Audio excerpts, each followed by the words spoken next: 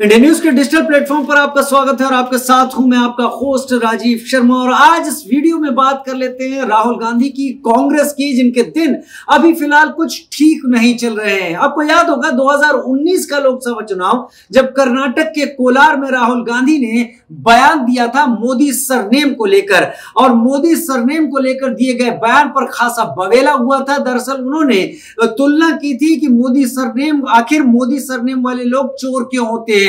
वो रेफर कर रहे थे, ललित मोदी की बात कह रहे थे, नीरव मोदी की बात कह रहे थे, लेकिन सफाई से उन्होंने इस तरीके से बोला जिससे मतलब कहीं निकलते नजर आया। और इसी से नाराज होकर पूर्णेश मोदी नाम के एक विधायक बीजेपी के, उन्होंने सूरत के कोर्ट में मामला 2019 में दर्ज करा लिया।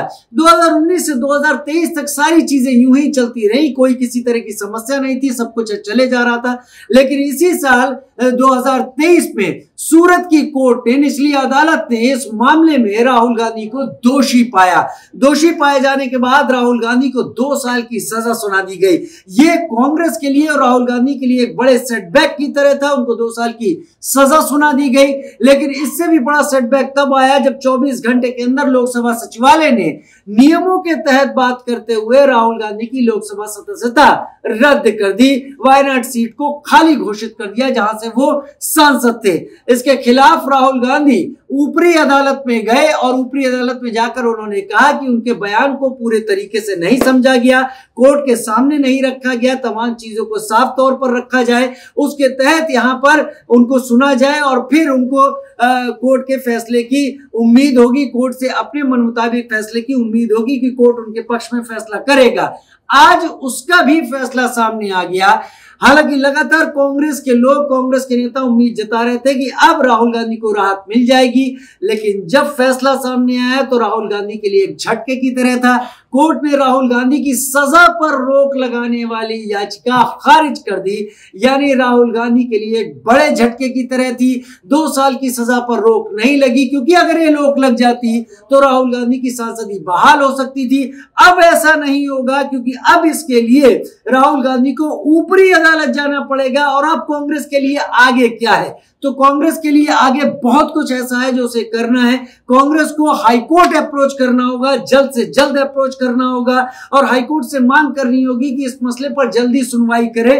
क्योंकि बड़ी बात यह है कि कर्नाटक के चुनाव एकदम सामने है। आज कर्नाटक के चुनाव का आखिरी दिन है नॉमिनेशन फाइल करने का, 20 अप्रैल को। यानी अगर इसमें वक्त लगता है तो राहुल गांधी के इस मुद्दे को बीजेपी कर्नाटक में भुना सकती है। और अगर इसमें ज्यादा समय लगता है तो कहीं ऐसा ना हो कि इलेक्शन कमीशन नियमों के मुताबिक वायनाड की सीट पर जो चुनाव का जो शेड्यूल है वो जारी कर दे।